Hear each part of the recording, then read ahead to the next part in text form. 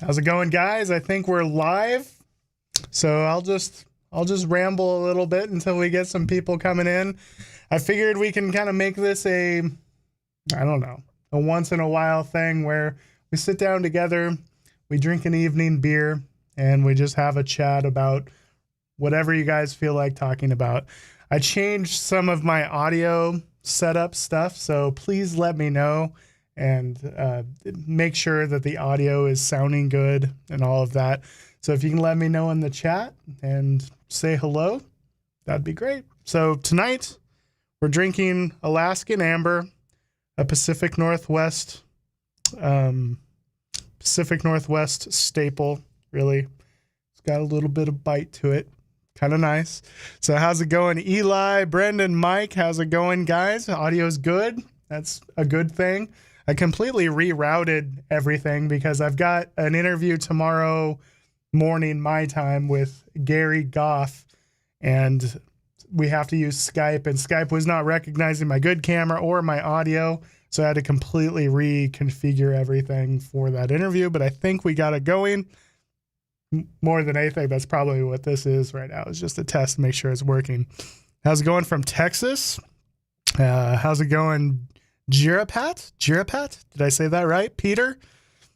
Yeah. So how are you guys doing? If you guys have a subject you want me to rant on, give it to me. That'll help. Because coming into these things with no official, definite thing to talk about is always a good time. Not my forte to just ramble about stuff. Let's see. Was just watching my live from last night. That's cool. Rock and roll. Yeah. So, hey, from Portland, Oregon. How's it going? Drinking in New Zealand. Hopped Pilsner. Or you're drinking a New Zealand hop Pilsner. Very good. How do I manage all of my photography trips and outings with family? That's a good one because it's not easy. I used to think that I could do both a family trip and a photo trip all at once. And I learned that that's just not it. It's either going to be one or the other. Very seldom am I able to have a successful photo trip and have it be a family trip, or have a successful family trip and incorporate photography. I feel like it has to be one or the other. So I try to keep them separate. It's not easy, but I can always kind of use this is my business card, especially right now where I'm having to reschedule all my workshops and everything. I should be able to, once things open up, get to do a lot more personal photography for myself. So when do I clean up dust spots in my workflow? So that's a good question. So when you're cleaning up dust spots, a lot of times you're having to use a pixel layer, and it could be considered a destructive workflow, meaning that anytime you're using a pixel layer, it's hard to go back and undo anything before that sometimes. So typically I save all my cleanup, quote unquote cleanup, for the very last stage of my editing process. I try to do that at the very end. Am I going to revise my tutorials? Yeah, eventually I'm going to kind of do a newer version of them. There's a few videos I want to make for like Essential Photoshop, things that have changed that I need to kind of go and refresh. So I'm going to do some refreshers just for the stuff that's already been recorded. But at some point I plan on just doing a complete revamp and updating it with how I do things now. Because like, for example, with my Mastering Luminosity Mask course, I still feel like it's a good course, but it's not all of it reflects how I do things now, because I recorded that 2 years ago, and I like to think that I've grown since then. Let's see. More beer already. I know. I had solid 2 beers yesterday, and now I'm on my first beer of the night. Actually, that's not true. I golfed today, which was cool, and I had a beer at the golf course. So it's my second beer today. Yeah. Totally understand that. Is there anything on the East Coast that I think would be photo worthy for landscape photography? Oh, absolutely. Well, first of all, I see a lot of beautiful photography up in the Maine, New England area. I've always wanted to go up there and spend more time. I've seen Acadia National Park and it's very beautiful, and I know there's more stuff like that. There's a lot of big, beautiful lighthouses up there. There's a lot to shoot on the East Coast, I think. Yeah, Cliff, welcome. This is your first live hangout. Cheers from Cape Kiwanda. Really? Are you at Cape Kiwanda? That's awesome. Cape Kiwanda is my home away from home, man. Normally, actually, here's yesterday's beer because I don't clean very well. That's a Pelican Brewing Company bottle right there. Straight out of Pacific City. I love Cape Kiwanda. Is this the new finished watching the one before? Oh, yeah. This is new. This is live, Mr. Steve. Yep. So this is live. Do I ever feel I'm too critical of my work, leading to decreased creativity and enjoyment? Yeah, I get that a lot. It's because my problem is I'm addicted to growth and getting better. And there comes a point where you just have to accept the fact that growth is going to come more slowly and in smaller increments. And I'm at that point, maybe I've even regressed a little bit, and it makes me really down on myself. So when you're down on yourself, it doesn't exactly put you in a creative place or a creative mood. I feel like creativity comes from a very happy, joyful, childlike place oftentimes. When you're down on yourself and depressed, it's never a good thing for creativity. Let's see. Leavenworth, Washington has some beer. Yeah, I've never been up to Leavenworth for Oktoberfest, but I would like to. Hello from Dublin. I love Dublin. I love Ireland in general. It's my home at home. Dude, that's awesome, Cliff. You have a sweet place. You live in a sweet place. Let's see. Love that beer. Yep. So I'm all about the Cian Red. Cian Red is probably my favorite beer. It's a Irish red. Alaskan Amber will do the trick, but I like Cian Red better. $20 if I finish that poor beer from yesterday. Actually, I did chug it at the end of yesterday's video, so there's not much in there. But I will try to actually drink this one while it's cold rather than drink it while it's warm at the end of the video. How often do my wife and son come along on photo adventures? Not terribly often. It used to be that Annalise would come pretty often on my photo trips, but I'm so like when I'm in photo trip mode, I've got the blinders on and I can't really think about anything else, and it makes it not super enjoyable for a non-landscape photographer to hang out with me. So she kind of stopped going with me. Plus, I feel like I'm able to create better content if I'm just there to do that rather than spread my time doing a bunch of things, because it's not like, as somebody that's trying to record a video, it's not like I can just stroll out to the beach around sunset, take a photo, and then go back to the hotel. I have to record all of that other stuff that takes way more time than actually doing the photography. Any tips for someone looking to start a photography side business? So if you're doing it on the side, let's see, what tips would I have for that? Usually I'm talking to people about wanting to go full time. If you're just doing it on the side, that's a great thing. I think that's the way to get started.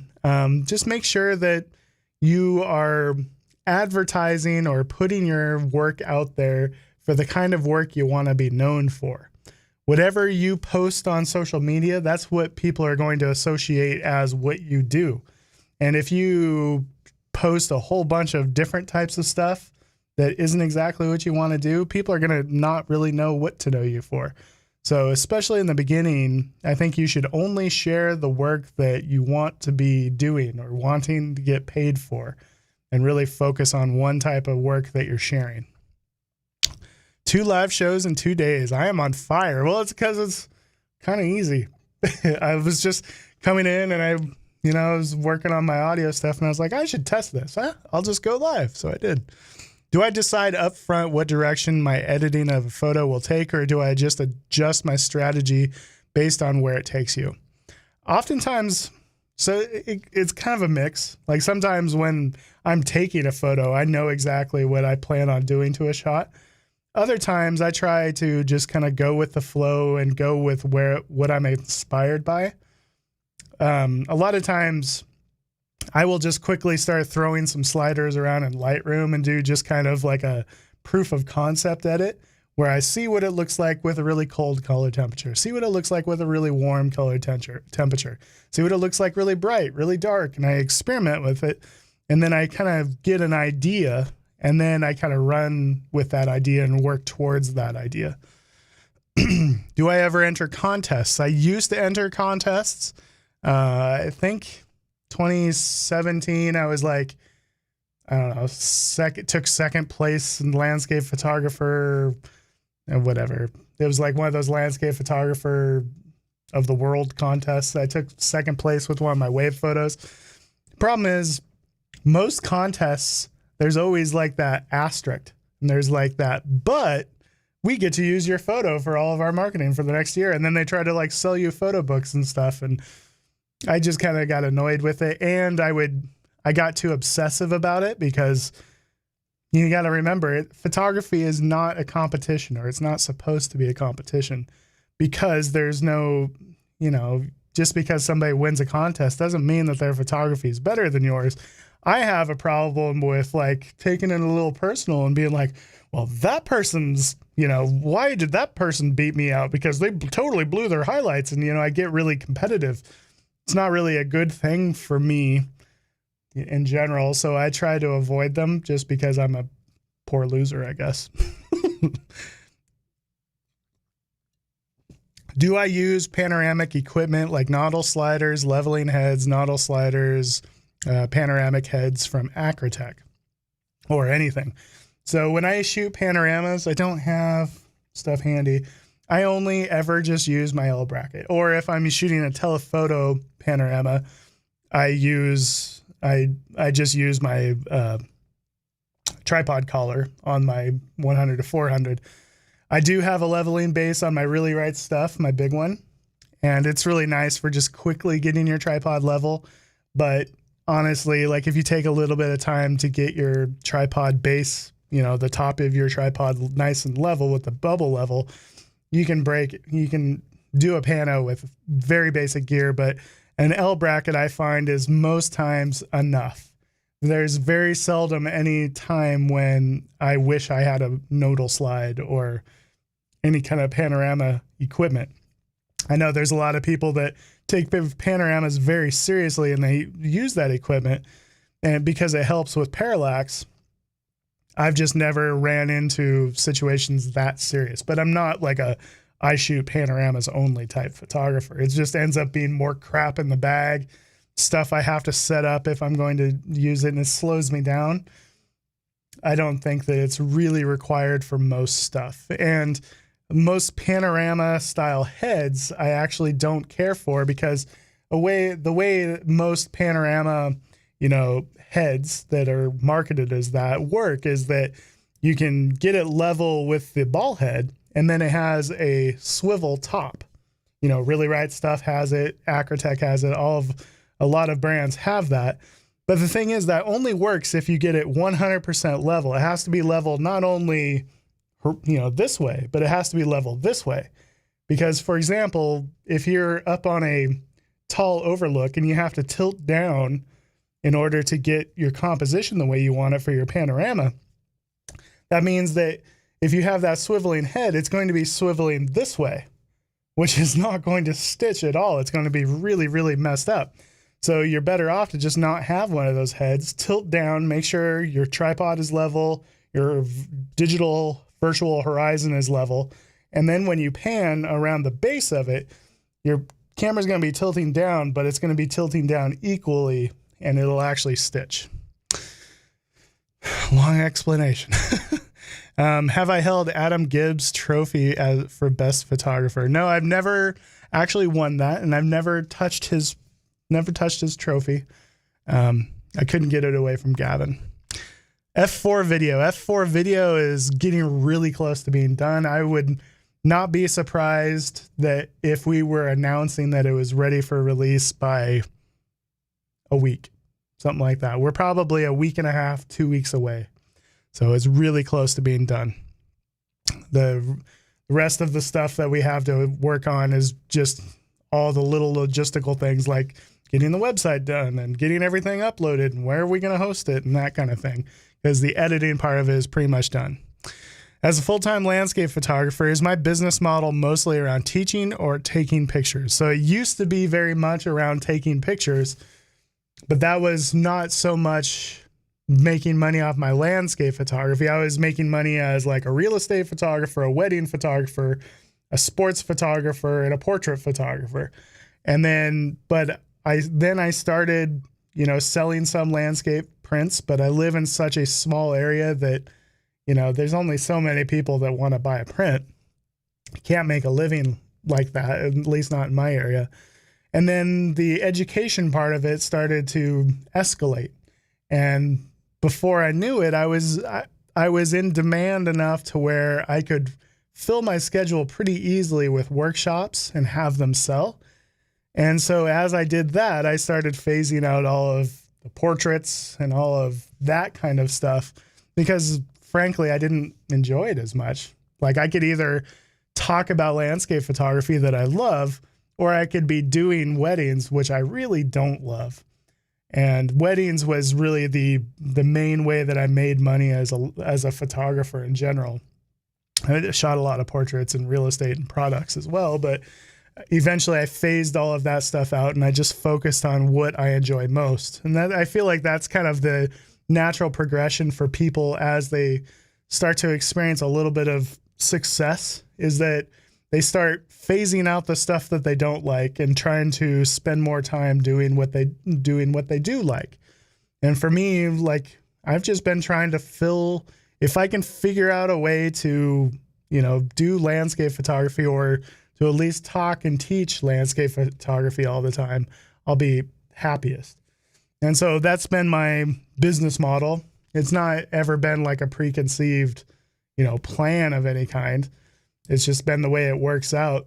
When you reach a certain level of like knowledge, people want to have your knowledge, and for the right price, for $9.99, you can have my knowledge. That's kind of what it is. But I've always enjoyed teaching. Like back when I was a drummer, I always gave drum lessons, and I used to give golf lessons. I've always been the type of person that really enjoys teaching anyway. So it doesn't get much cooler, honestly. How do I feel about buying presets? Total waste of time. Presets are nothing more than a crutch because, first of all, they're not designed to make you better. They're just designed to give you a one-click solution that might work on that photo. But the way I see it is every single photo has its own set of challenges and own personal needs. And you should never even bother with presets unless you're trying to reverse engineer them and learn why that particular preset has a particular look. If you're using it for the education thing, maybe I can see the point. But honestly, it's just people making money off other people's laziness, because you're way better off to just learn how to do it yourself. How's it going, John? Let's see. Who smelled the worst during the F4 trip?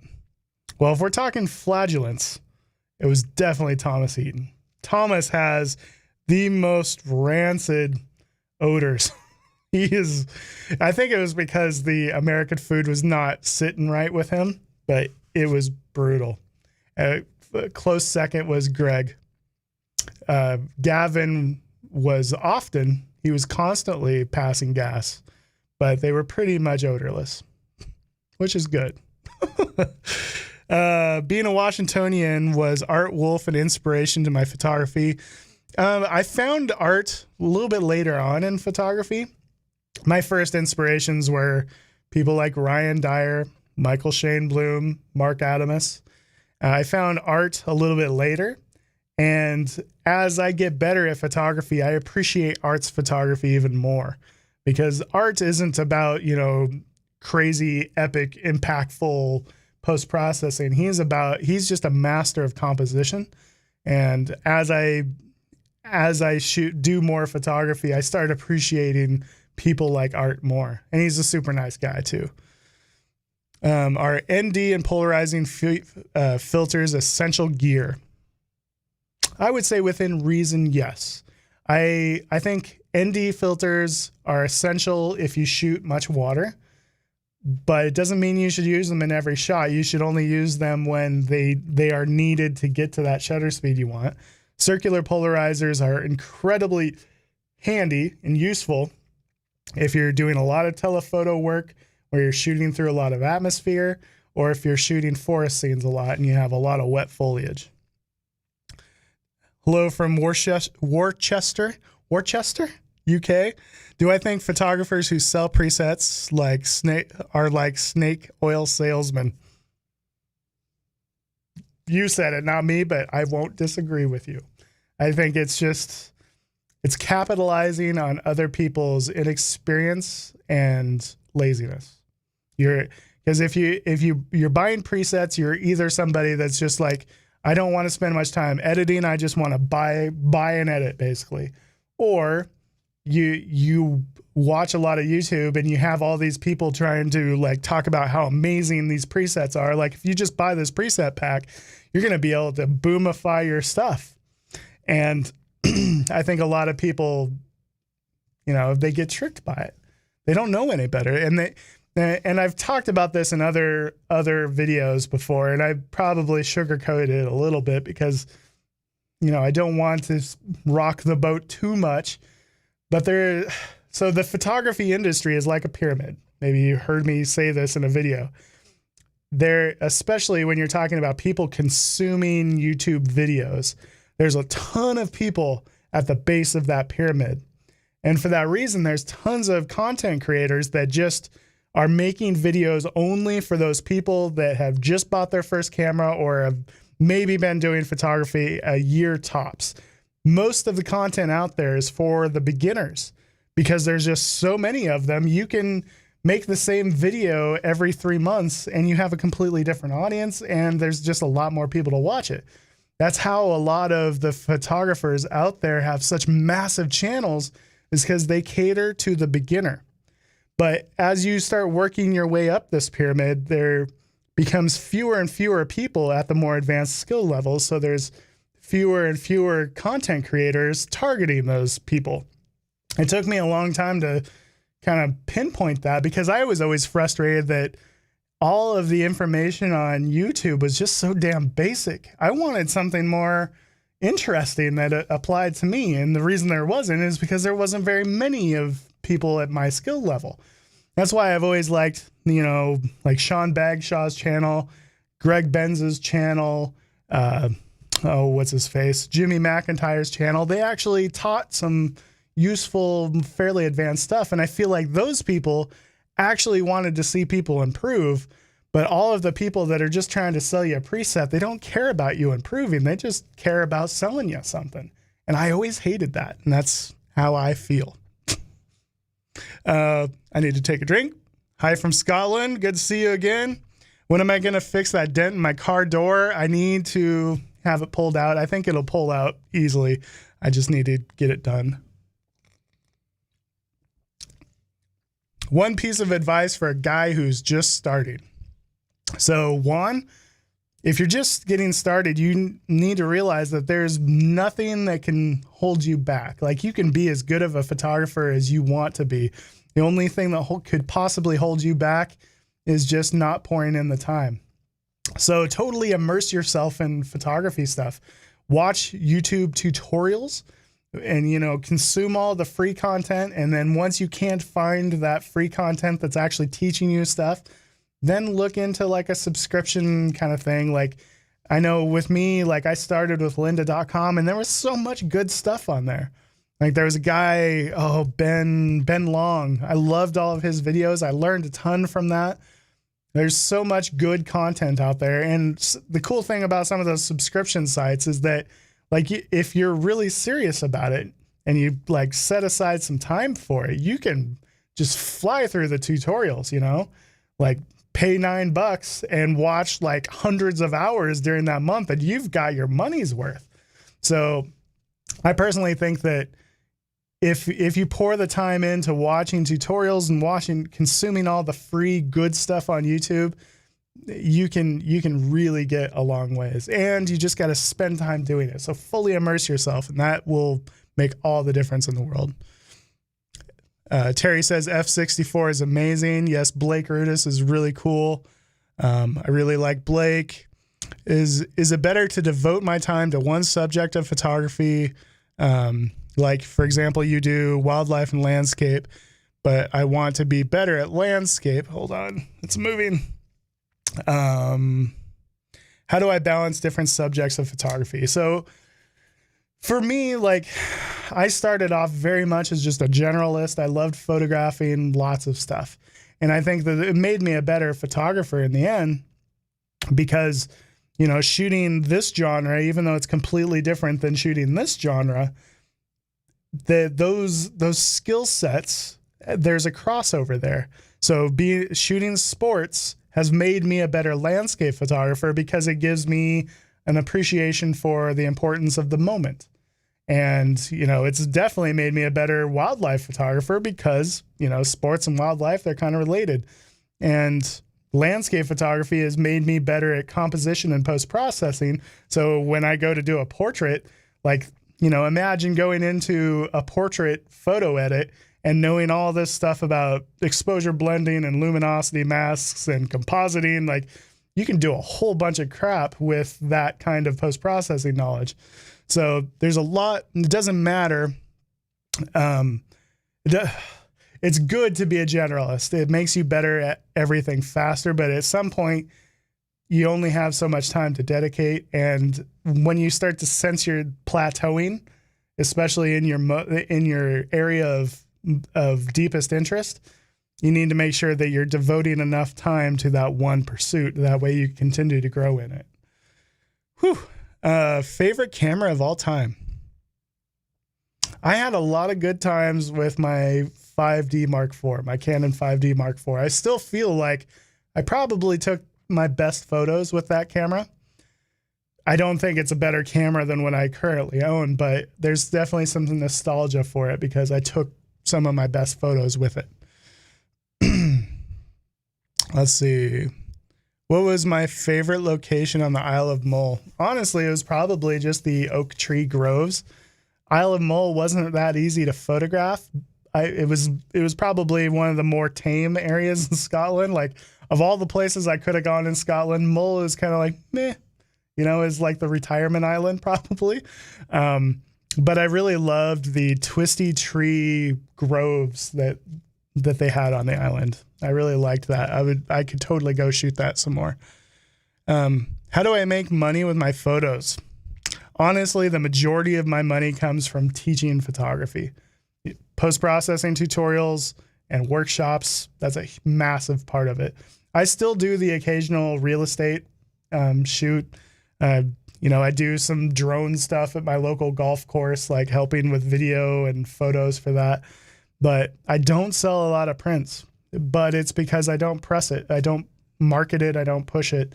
If I was trying to take photography and do photography more, teach it less, I would get more serious about selling prints. Let's see. Jeff says, hey, from Alabama, this is my second beer with Nick, Out of Chicago live attendee. That was pretty awesome, right? And the Out of Chicago live thing, what was cool about that is all those videos are still up and you can still go watch them. I still need to go do some stuff. Nick, my senior portraits from years ago were amazing. Do I miss doing them? Yeah, senior portraits I actually enjoyed doing more than other portrait photos. And I think the reason for it is because all the kids want to look cool, you know? And making kids look cool means like you need some cool lighting. And so I did lots of off-camera flash, and I do miss lighting portraits. What I don't miss are posing and dealing with people and dealing with moms and dealing with all of that, you know? But I really like lighting a subject and dreaming up a shot. I just don't like the posing part of portraits. Let's see. Yeah, I definitely want to go to Isle of Skye for sure. Let's see. Are all of my landscape photos on YouTube, or are all of my landscape photos for YouTube? No, I still go out and shoot for myself. And honestly, most times when I shoot for myself, I get way better photos than when I'm trying to do a video, because a photo shoot can be way more spontaneous than recording a video.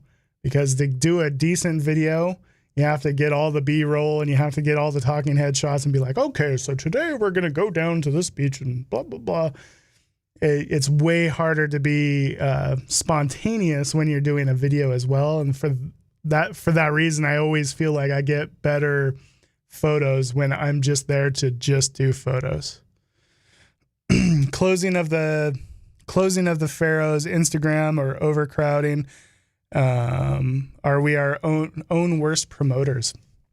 That's a loaded question. So right now the closing of the Faroe Islands is simply because they're a small island.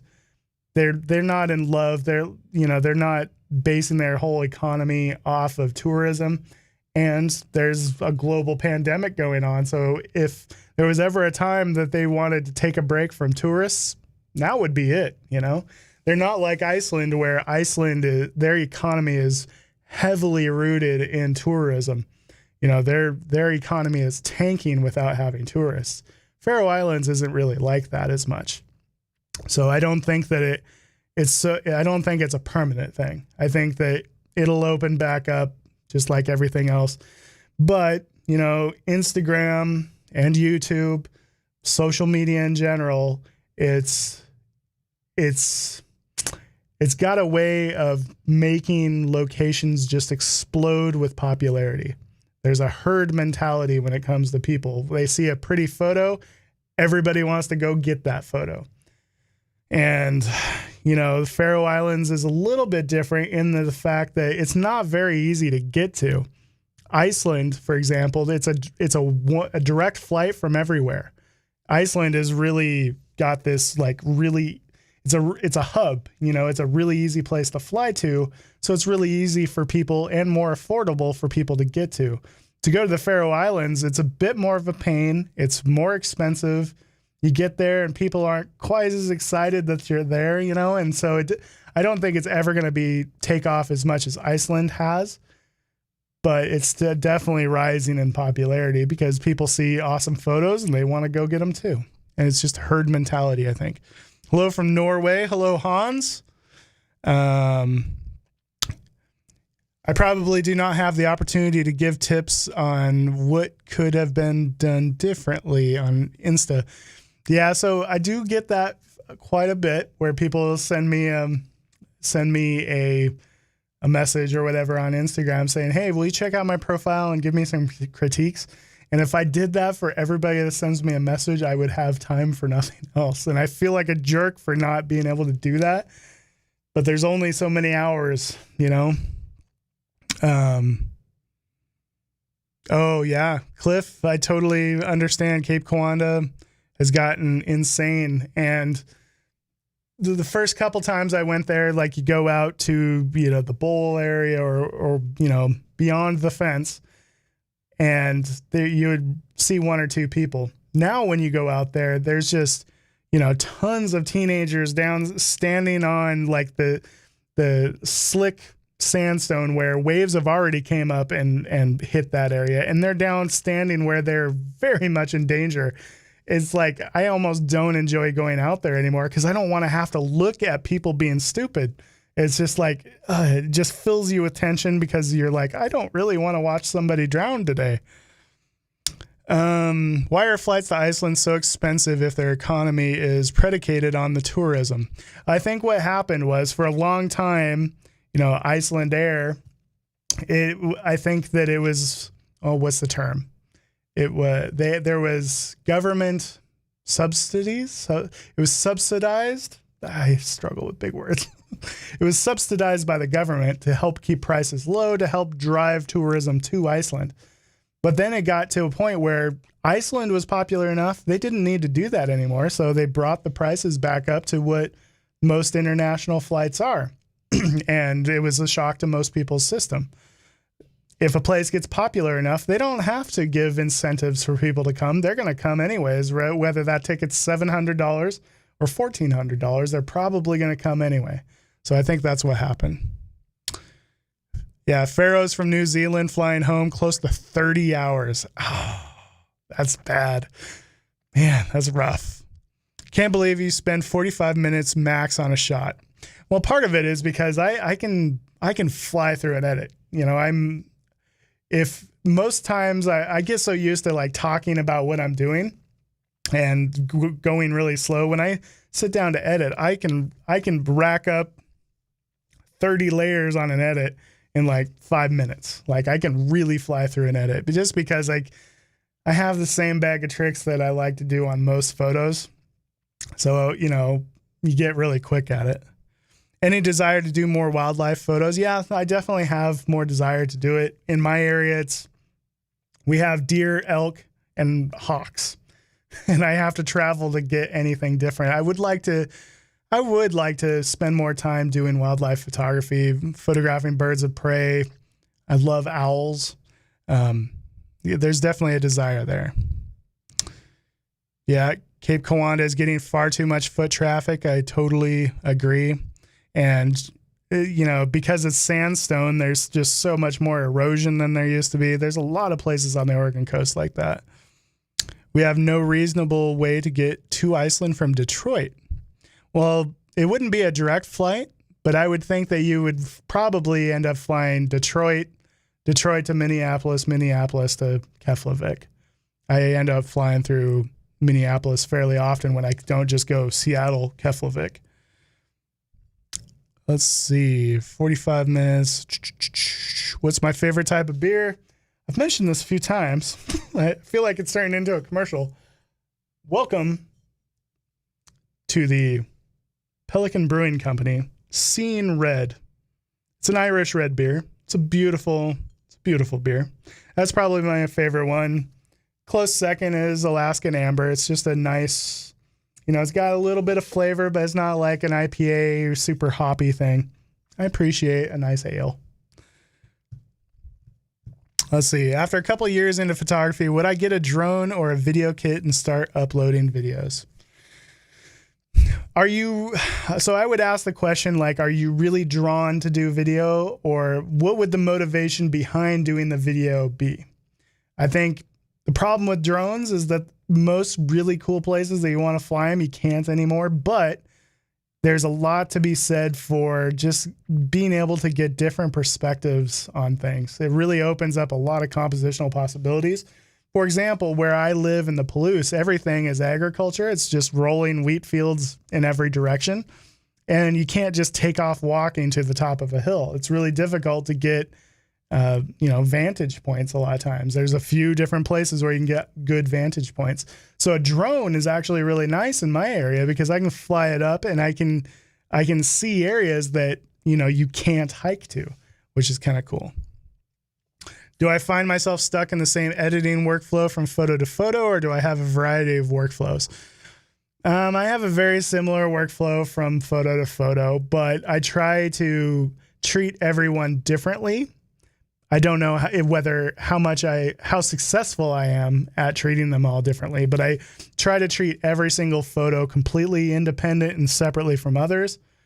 But there's still the same things that I tend to do to stuff. You know, I like to recover highlights and open up shadows and add some contrast and an Orton effect and keep my colors fairly neutral and natural. All right, good to see you, Ben. What is my hat and where can I get one? I found it off Amazon. I do really like it. It's kind of a trucker style though, so you gotta like the mesh thing. But I like the mountains and stuff. I just found it on Amazon. You're not the first person to ask. Do I have Banff location? Do I have Banff location? I love Banff, if that's what the question is. Let's see. On my luminosity mask course, am I doing masks from scratch within Photoshop or using a plugin or a bit of both? So in those videos, I start off the video by saying, okay, here's 3 popular plugins that you can use. Also, here is how you create them manually for the rest of the videos, we're going to use a plugin because nobody got time to use manual, like create all your masks manually because it's just way too time intensive. That's how I learned, is by creating all my luminosity masks by scratch, by hand. But I think the panels are worth every penny. Doesn't matter which one you get. They're such time savers that if you use luminosity masks much, you should get a panel. Let's see. Thank you, Chris, for the donation. That's another 6-pack that Chris is buying me. Totally disapprove of this Saturday night drinking. What the hell are you talking about, Gavin? What are you drinking over there? Do you have a fine glass of Cave Sauv going over there? What are you? I guarantee that Gavin is drinking over there. He's just coming to hijack my audience. That's what he's doing. What drives me to keep making images when I'm in a creative drought? Honestly, like it used to be that when I was in a creative drought, I would try to push through it, because I have that pressure. And I think that that's the absolute wrong thing to do. I think that if you're in a creative drought, usually it's burnout, and just, doing a little bit less photography is not a bad thing. So allowing yourself to have a break is a good thing.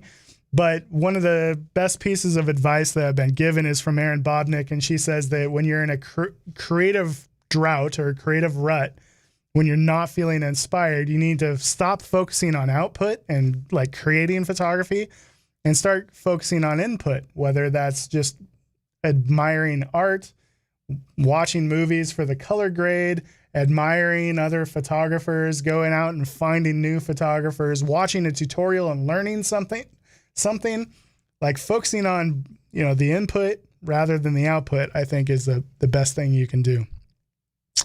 Let's see. Am I in a dark area for Astro? Let's see. Familiar with Richard Toddy from Nightscape Images?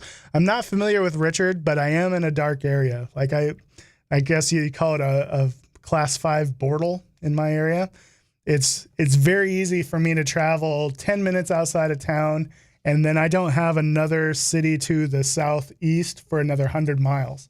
So it's very easy for me to find dark skies. Yes, Adam is a troll. He trolled us last night, Gavin. He is mostly just spilling the beans on you. Yeah. Cliff, thank you for $20, man. That's very kind. Get myself some Peli Red. Oh, Pelican Red. Pelican Red. Thank you, man. I appreciate that. Let's see here. Do I think that my editing style is going to change? Yes, I think it's always changing. I like to think that, my earlier work that I was producing a year ago, 2 years ago, it was a bit more over the top editing style wise. Everything was more contrasting, more saturated. And I like to think that my current stuff is getting a little bit more tasteful. That's what I'm always striving for, is to get a bit more tasteful with my own photography. Sometimes I feel like I'm getting too tasteful and I'm starting to lose some of my epic impact that I used to have in my photos.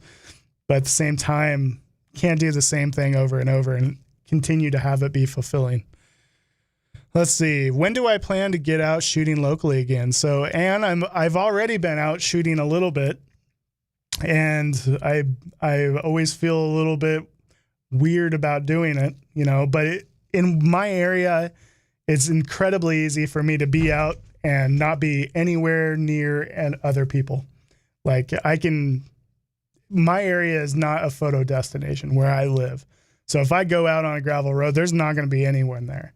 So what I've been doing to, justify it in my own head, because it's probably borderline wrong, but what I've been doing is just making sure that I'm not going to popular destinations of any kind. I'm going to more nondescript areas, being alone and putting the social distancing first. If I happen to get a good photo while I'm there, I happen to get a good photo. Prediction on when national parks will fully open. I want to say that it'll happen in August, maybe July, but I doubt it, because what's going to happen is they will open a few national parks and people will just flood to them. It's like the rubber band effect, right? Where people have been restricted and held back from doing something. So as soon as they let go of that rubber band, everybody's going to go out at the same time. They're all going to go out to those places that they've missed so much. They're going to try to make up for lost time where they didn't get to go out and, get outside. So everybody's going to go out, and I think it's going to cause a problem. Then they'll close the parks again. That's my prediction. So could be July, late July. Kind of doubt it. I think August is more likely. What's my secret to surviving all the Gavin Hardcastle shenanigans? Well, after a while, Edison, you just kind of ignore him. Gavin's a character, aren't you, Gavin? You're a character. We had some laughs, some cries, some tears, but you guys will see all of that in the F4 road trip. Some of it was skit. Other parts were not skit at all. There was definitely some laughs and some tears. Self-distancing in Mordor, super easy. Tough question. Anyways, to identify when I'm over-editing an image or heading that way. A lot of times you need to give yourself a break from the image. Like if you just sit there and edit, and then post it right, like at the end of your editing session, more often than not, there's changes that you would do to that photo if you just give your eyes a break, walk away from it for an hour, come back to it, and then you're like, oh God, why did I do that? Or I should have done this instead of that. So giving yourself a break is a really good way of protecting yourself against over editing, because you'll give yourself a break, come back to it, and you'll instantly see some of those things that you weren't seeing at the time because your eyes were just constantly getting acclimated to what you were doing. That's just rude. Have I seen Thomas Heaton's pilot TV show? Yes, I did see it. And it was really good.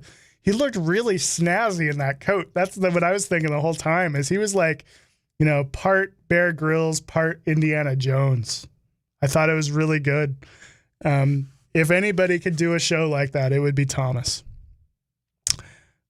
Let's see. Going to Iceland in late July, do I think it's still possible? Yes, they're opening the borders, Felix. I think it's going to have more to do with your end of the airline situation, whether your airports will be open. I know Iceland is going to be accepting tourists, but as soon as you get to the airport, you're going to have to take a COVID-19 test, or you'll have to put yourself in a quarantine for 2 weeks, or you'll have to show a doctor's note saying that I have just been tested and I am cleared of COVID-19. Yeah, Everglades are open. Yeah, just mosquitoes and gators. That's cool. It's easy to self-distance in the Everglades. What's the next trend style in landscape photography? Well, the current style is definitely putting somebody in the frame. I don't know if that's ever going to go away. Actually, it's been putting someone in the frame for a long time, and then for a while it was putting a dog in the frame, adventure dog, usually on a trail that's closed to dogs off leashes. Now I think the current trend is probably, camper vans in a landscape, or overland vehicles in a landscape. Van life is so freaking popular right now. Everybody is buying a camper van. It's nuts. So that's probably the next trend. What books have inspired me? Honestly, I don't own a lot of photo books. I own several from Art Wolf. Earth is My Witness is probably my favorite photo book. All right, guys, so I need to drink the rest of this beer because I'm talking again and not drinking.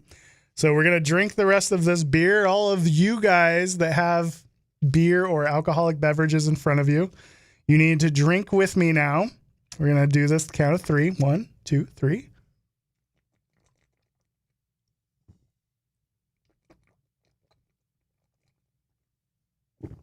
Cheers, guys. thank you guys so much for hanging out with me. I probably need to go be a father and a husband now. I'm pretty sure dinner is ready in the other room, and I've been chatting with you guys instead of eating my dinner. So thank you guys so much for hanging out with me, and we will catch you the next time I do this. We'll probably do it again next weekend if things are the same. I know we're all bored on Saturday nights, more bored than we're used to being. So thank you guys so much for hanging out with me. Leave a thumbs up if you are so inclined. It's always appreciated, and we'll see you next time. Take it easy, guys. We'll catch you later. And goodbye.